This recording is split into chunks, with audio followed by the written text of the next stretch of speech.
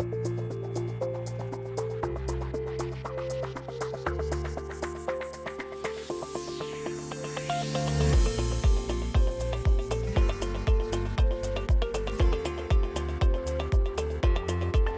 a todos, mi nombre es Carol Pinzón y les doy la bienvenida a una nueva entrega del podcast Zona Clínica, un espacio para tratar temas en torno al servicio de la salud visual.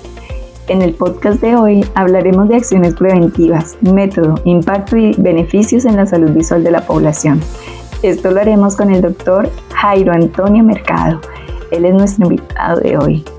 Jairo es optómetra nicaragüense, doctorante en métodos de investigación científica, magíster en gestión en la investigación científica, director del programa de optometría de la Universidad Autónoma de Nicaragua, docente de la misma universidad hace 8 años, es miembro de la Junta Directiva de Bosch International, una organización de profesionales voluntarios que brinda servicios al cuidado de la salud visual a nivel mundial. Él es el director del Comité de Legislación de la Asociación Latinoamericana de Optometría y Optical Do y además es empresario, ya que tiene su clínica de salud visual llamada Visionary y le encanta el trabajo en comunidad, al cual lo llamó Visión y Educación, una visión sin límites. Jairo es un hombre con muchos frentes de trabajo. Doctor Jairo, bienvenido a Zona Clínica, el podcast. Gracias por aceptar la invitación de hoy y compartir con nosotros de sus conocimientos y experiencia.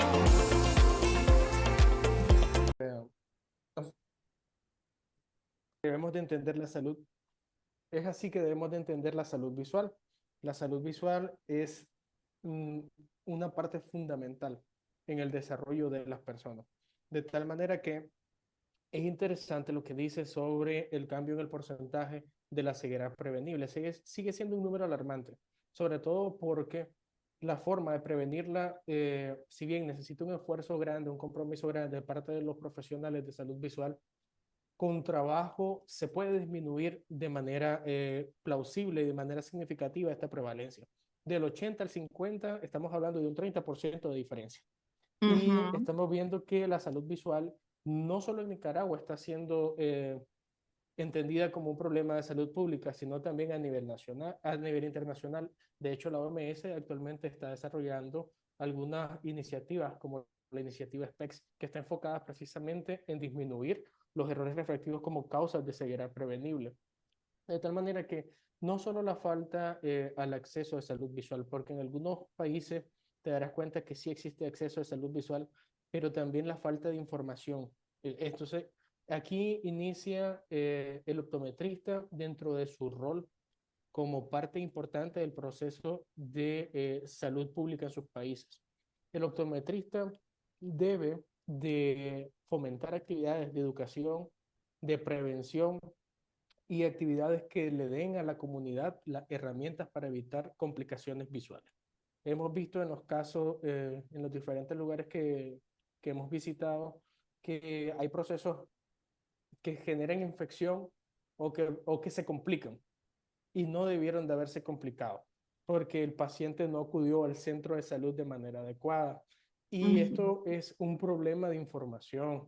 No es culpa del paciente, es nuestra labor ir a las comunidades y decirle al paciente cuando corre riesgo, cuando debe visitar al centro de salud, cuando debe visitar a su optometrista y cuando debe ser referido al oftalmólogo. De tal Es manera, verdad. Carol, sí, de tal manera, Carol, que son muchos los factores, pueden influir factores económicos, pueden influir factores de infraestructura, pueden influir factores de información y educación.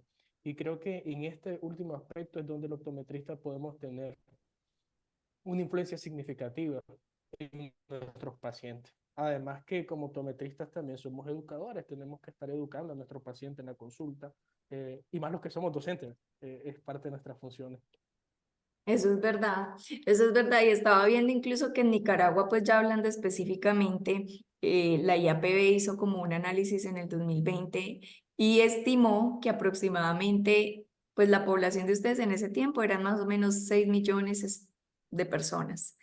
Y de estos 6 millones, el 14% presentaban una pérdida de la visión absoluta. que pues es siempre grande, son más o menos 960.000 personas pues en promedio. Y coincidencialmente, digo coincidencialmente porque es algo que se ve en todos los reportes, las mujeres tienen una mayor prevalencia de estas alteraciones. Algunas veces se dice que simplemente por el género, pero algunas ocasiones también es porque como somos las del hogar, las que estamos en la casa, priorizamos primero la familia antes que a nosotras mismas y en ese sentido, pues somos las últimas que aparecemos, perdón, en procesos de atención. Entonces, me generó como un poquito de curiosidad. ¿Tú qué encuentras cuando haces esas brigadas? Sí, es interesante porque no solo en Nicaragua, sino también en Latinoamérica. Sí, Y retomo un poco la pregunta que hacías anteriormente sobre la prevalencia, porque me parece que es un aspecto importante la parte de los datos. Y es que de 2 años para acá, Latinoamérica está generando más datos, de tal manera de sí, que si bien teníamos una proyección, en la actualidad tenemos un acercamiento, eh, estamos más cerca de conocer la realidad en cuanto a datos de salud visual, porque estamos proyectando y estamos promoviendo los datos desde Latinoamérica. Entonces, eso es un punto bastante positivo a destacar. En Nicaragua tenemos algo que se llama Plan Nacional de Desarrollo y Lucha contra la Pobreza. Dentro de este plan se ha incluido la parte de salud visual. Y como salud visual entendemos algunos proyectos que podemos mencionar, por ejemplo, está Operación Milagro, que está enfocado en atender la parte de la ceguera causada por cataratas. ¿Cómo entra el optometrista, por ejemplo, en este tipo de programas? Cuando realizamos brigadas y vamos a las comunidades, el optometrista identifica a los pacientes que necesitan corrección de errores refractivos, pero también identifica a los pacientes que necesitan cirugías de catarata. De tal manera que existe una buena disposición por parte del Ministerio de Salud para disminuir la prevalencia de ceguera a nivel nacional. Y desde la academia también estamos bastante enfocados en lo que es que nuestros estudiantes puedan desarrollar esa característica humanitaria, porque somos profesionales de la salud y nuestro enfoque debe ser el principalmente servicio. sí, y Sí, la claro. salud de nuestros pacientes. Es importante, y quiero hacer ahí como un pie de página, un comentario. El optometrista debe verse a sí mismo como parte del sistema de salud, como parte fundamental e Ujú. importante dentro del sistema de salud y sobre todo como un componente importante en la prevención de la ceguera de cualquier país. De acuerdo, me parece que ese llamado que estás haciendo debería aplicar para todas las universidades, porque sí, s- hay análisis incluso y hay estudios que han demostrado que aquí en Colombia hay un buen número de profesionales, un buen número de universidades que está constantemente formando optómetras y oftalmólogos. Sin embargo, se demuestra que no es suficiente y que casi todos se centran más hacia la ciudad, entendiendo obviamente que es más fácil la adquisición de trabajo, es más fácil la parte de fluidez económica, digámoslo así. Con respecto a las ciudades y a los pueblos, sienten que estar por allá es muy difícil, que es muy complejo, la llegada y demás. Y eso también yo creo que hace falta dentro de la formación de nosotros decir, sí, se entiende que de pronto es mucho más atractivo acá, pero hay personas que necesitan de nosotros y que nosotros nos estamos formando con el fin de cuidar y ayudar a mantener la salud visual de las personas. Entonces estoy completamente de acuerdo contigo en ese sentido. Cuéntanos un poquito, Jairo, ¿tú cómo haces la planeación? ¿Cómo escoges los lugares a los que quieres llegar? ¿Por qué este sí o qué características debe tener la población? ¿Qué es lo que buscas? ¿Cómo haces toda la planeación? ¿Convocas personas? ¿Son voluntarios? ¿Contratas? Cuéntanos un poquito cómo es todo. Sí, tratamos de hacer una sinergia entre la academia y la parte del voluntariado social. Las universidades tienen dentro de sus funciones la parte de extensión social y esto es un componente del extensionismo social universitario. Es decir, que la academia no sea intramuro, sino que Ujú. logre abrirse hacia la comunidad, que es el fin último de los procesos pedagógicos. eh, dar un bien hacia la comunidad.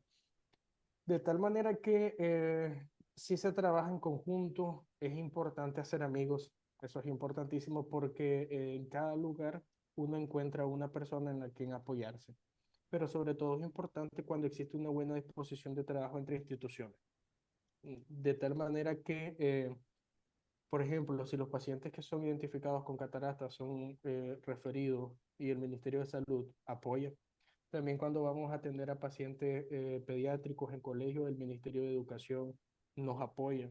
Y esta vinculación institucional permite fortalecer y aumentar los alcances de las diferentes actividades que realizamos. Entonces creo yo que tener esto evidencia la importancia de la academia, no solo en la formación técnica, sino también en la vinculación interinstitucional y multidisciplinaria.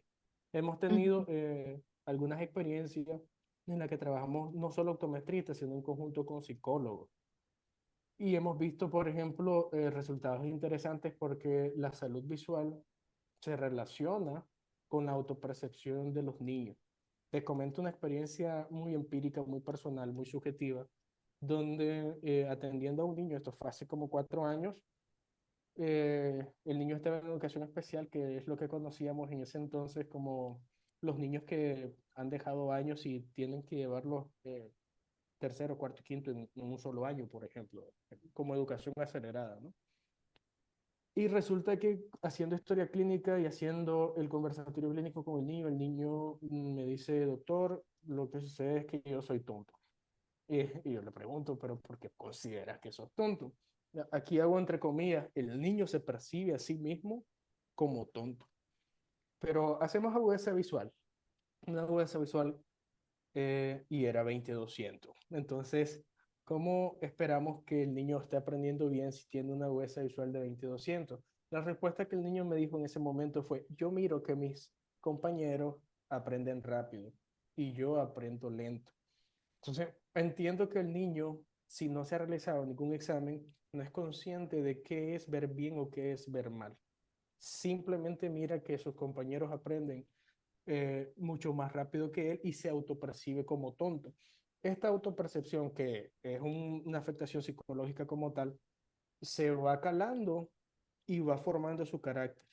Entonces, la salud visual no es solo desde el punto de vista de la corrección del error refractivo, sino que tenemos que pensar cómo afecta esto la calidad de vida de nuestros pacientes y su desarrollo académico, profesional, su entorno en general.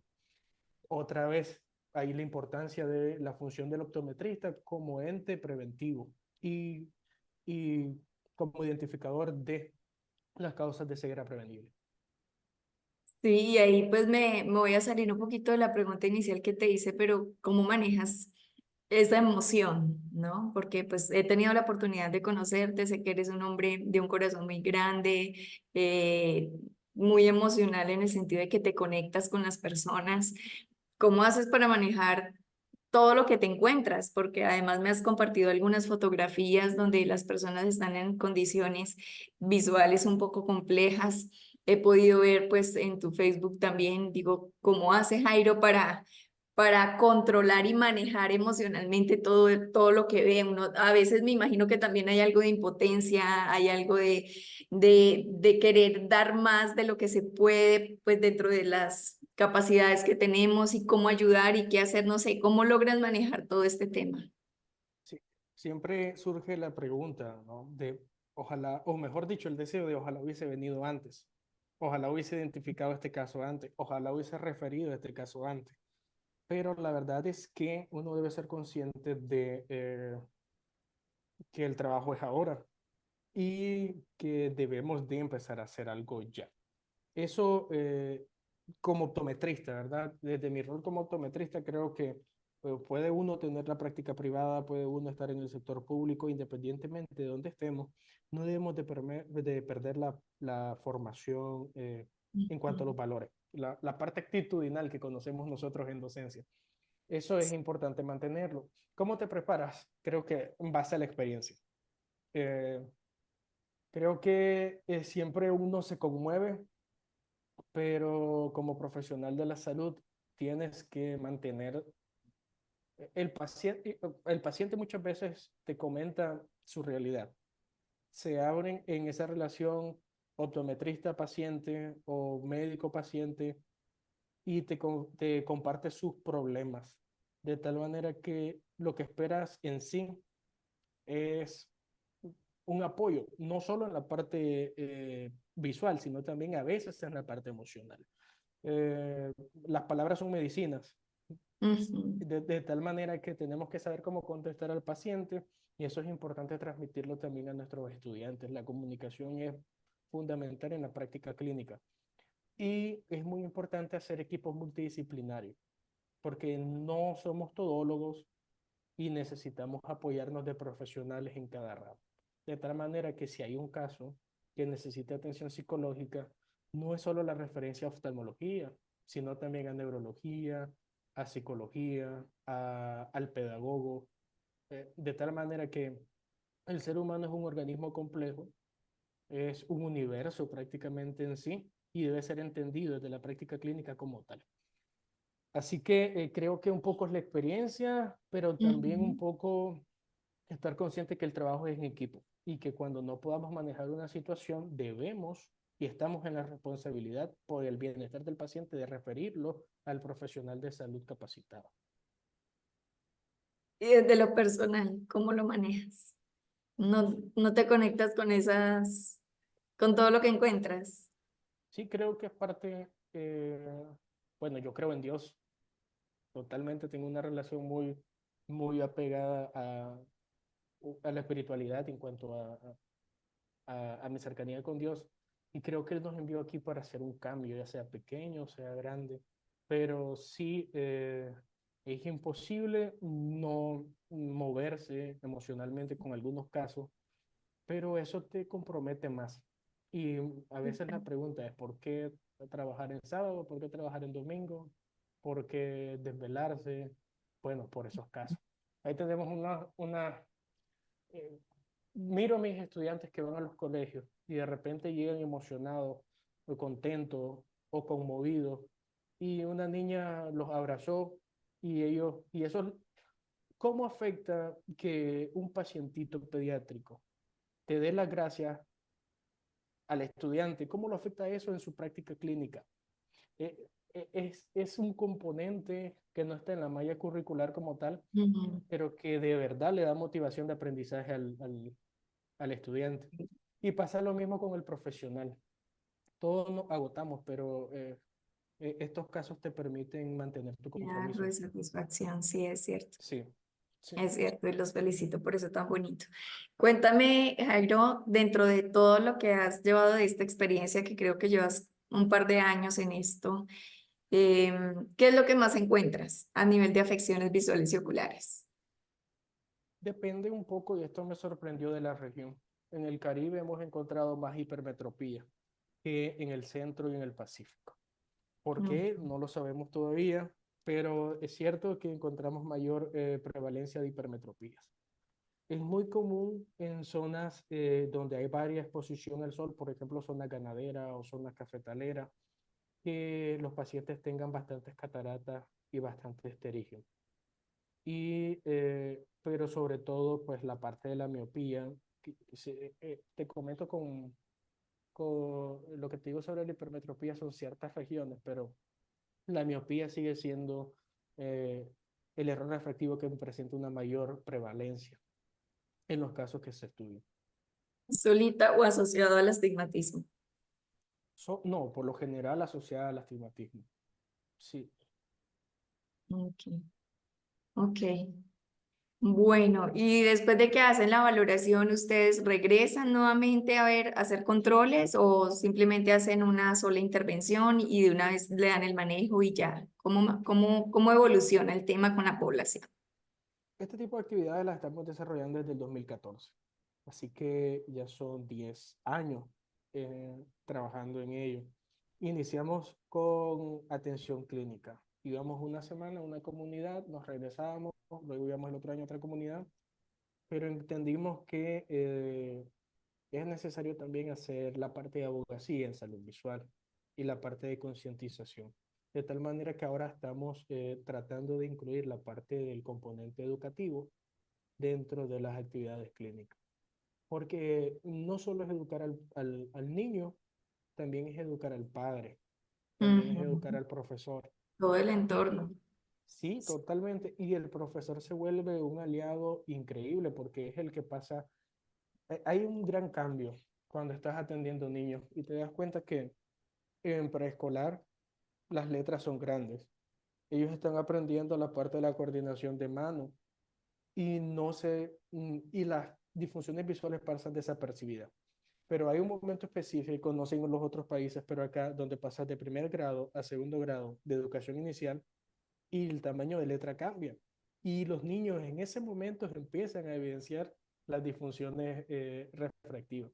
¿Quiénes se dan cuenta de esto? Los profesores. Porque miran que se rascan sus ojitos, que se acercan o se alejan al pizarrón, que les cuesta concentrarse, que el niño que está siempre corriendo de un lado a otro o que le cuesta escribir, muchas pueden ser sí, una cantidad diferente de diagnósticos, ¿verdad? Pero una gran mayoría podría decir que están asociados a problemas visuales. Es cierto, y lo que tú mencionas es muy importante. Mira, recientemente estuve leyendo un artículo que hablaba sobre un término que yo creo que aplica muy bien, es algo sobre pedagogía y educación, y decía que el aprendizaje en comunidad.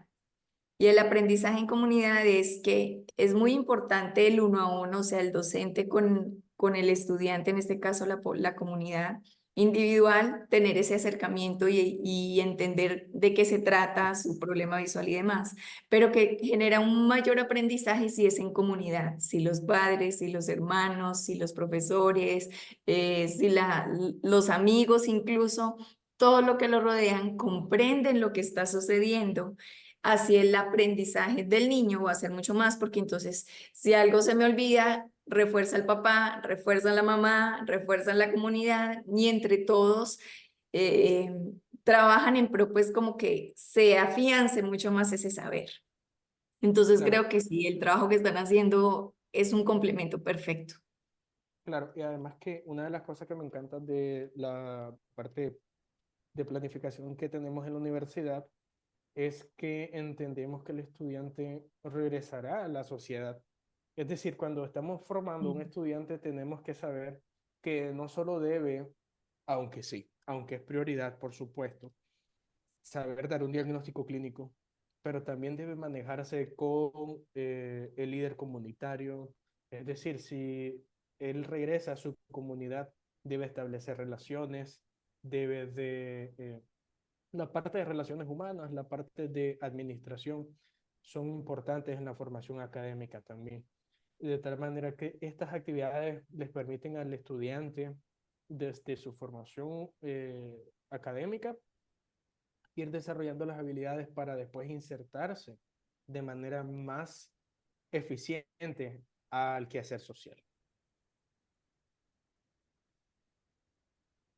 A medida que te escucho, pienso en que definitivamente debe generar mucho valor en el proceso de aprendizaje de los estudiantes, pero al mismo tiempo mucho valor en la población que recibe estas valoraciones y lo que tú me decías hace un momento, no, ellos devuelven con un abrazo, con un gracias, pero a largo plazo el impacto que eso tiene en la calidad de vida de ellos también. Incluso yo pensaría que uno de los impactos es a nivel social, a nivel emocional, como ya nos pusiste un claro ejemplo, a nivel cultural incluso, porque empiezan a cambiar la perspectiva de cómo llevaban la vida y lo que tradicionalmente hacían y que empiezan a entender que hay otros cuidados que también son importantes. Así que creo que definitivamente esta labor contribuyó mucho.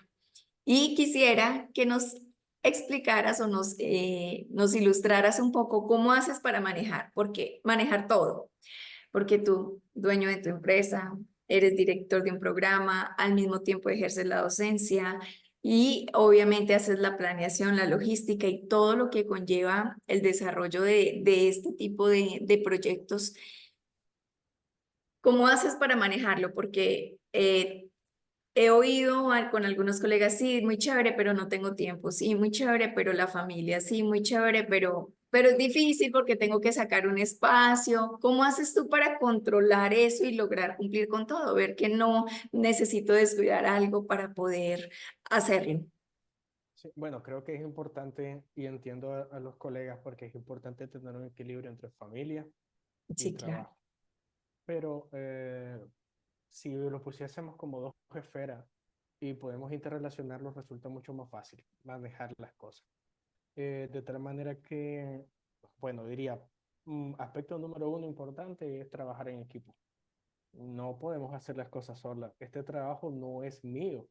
Y este trabajo es un trabajo que le pertenece a la universidad y a todos los miembros universitarios, que le pertenece a la comunidad y a todos los que nos apoyan en la comunidad. No es un trabajo de una persona. Y cuando uno trabaja en equipo, te permite tener mayor alcance dentro de los objetivos. Entonces yo diría, el punto número uno, trabajar en equipo. Eso les alivianará la carga eh, grandemente. Número dos, de, y esto es un consejo que le doy a los estudiantes, incluso cuando te hacemos charlas en secundaria, que antes de entrar a la universidad, traten de encontrar una carrera, una profesión que les apasione, porque entonces,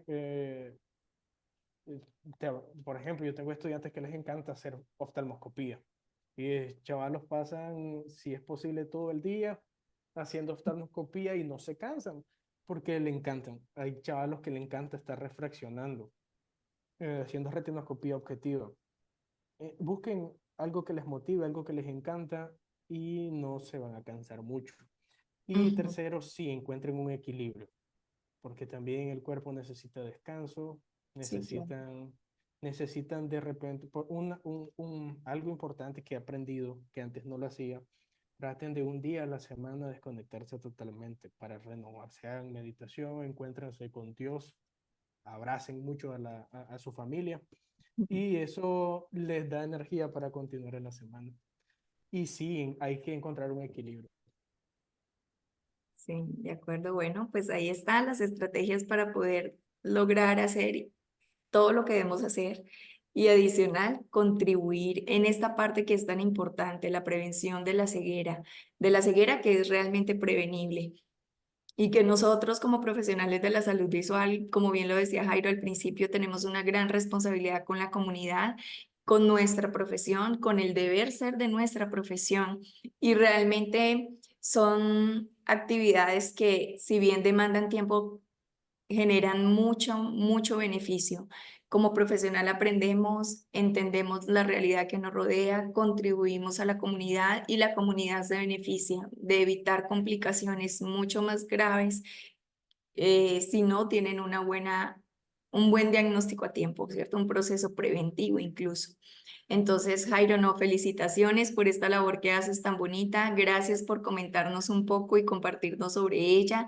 Sé que nos motivas a seguir trabajando y a seguir construyendo en pro de la salud visual de de la población en general, en cada uno de nuestros países, en cada una de nuestras instancias del ejercicio profesional. Muchísimas gracias por tu tiempo y bueno, y espero tenerte aquí en otra oportunidad. Gracias por la invitación.